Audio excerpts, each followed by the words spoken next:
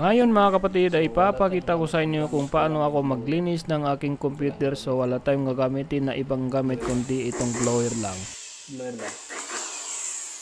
So mga kapatid, ang una-una niyong gagawin pag naglinis kayo ng computer ay huwag niyong paikutin yung mga pan dyan. Dahil pag umikot yan ng mabilis ay pwedeng magbigay yan ng kuryente, tapos yun ang dahilan kung bakit ayaw na gumana yung mga pan o di kaya yung motherboard. So ganito lang yun.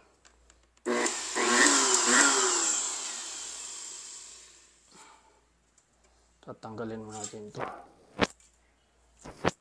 Sa taas muna tayo.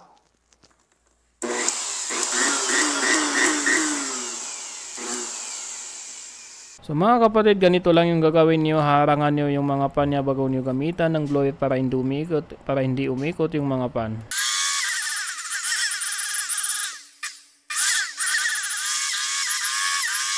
Tapos mga kapatid, dito sa ilalim kailangan yung hawakan para hindi umikot yung pan ng video card. Dahil pag umikot yan ay maaaring masira.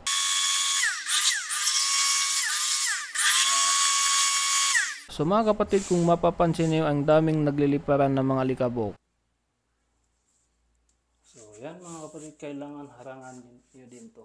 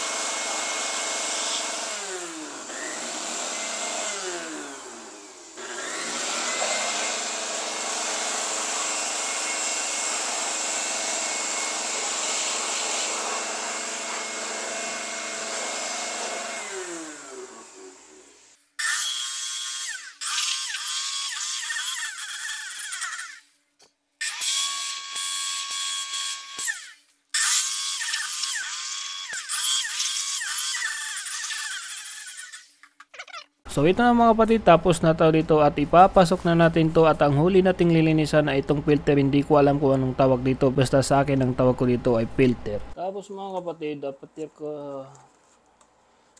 tapos mga kapatid, pagkatapos ko siyang blower, gagamitan naman ako ng tissue, babasain ko yung tissue. Pero hindi naman yung masyadong basang-basa. Tatanggalin ko lang yung mga nakadikit na alikabok. Ayan.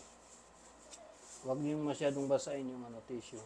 Basta yung kakapitan lang ng alikabok, yun lang gawin niyo. Ito lang. Yung itong video card niya, huwag niyong diinan.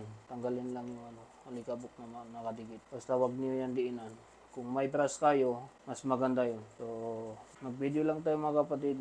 Hindi ko sinabi na pag naglinis kayo ng computer niyo, ganito yung gawin. Dahil ako, mula nung gumagamit ako ng computer, ako na yung naglilinis. Lahat ako na. Hindi ko na pinapalinis sa mga ibang tao. Babayad ka pa kung sa kanila may papalinis. So, after ko ito, hindi ko muna ito gagamitin. Hindi ko muna siya gagamitin. Pahingain ko muna yan ng mga ilang minutos. Basta pag wala ka nang makitang alikabok, pwede mo na siyang takpan. Pwede mo na yung takpan. Basta yung motherboard niya at saka yung itong graphics card niya, wag niyong diinan. Hindi niyo yan diinan. Ewan ko lang kung pwedeng diinan. Dahil naman tayo nagmamarunong lang tayo. So isa kasi mga kapatid sa dahilan kaya minsan namamatay yung computer dahil hindi malinis, dahil hindi makahinga sa dami ng alikabok na nakadikit. Isa yun sa dahil. Saka maganda kasi pag malinis yung gamit. So yun lang mga kapatid, maraming salamat sa inyong palaging pagsuporta sa aking mga video. So mga kapatid, meron po akong TikTok account at YouTube channel at meron din akong Facebook page. So baka pwede niyo po akong suportahan dyan, at kung hahanapin niyo yung aking pangalan ay i-search niyo lang itong Jalani TV. Jalani TV po mga kapatid sa TikTok, sa YouTube at sa Facebook page. So yun lang, maraming salamat!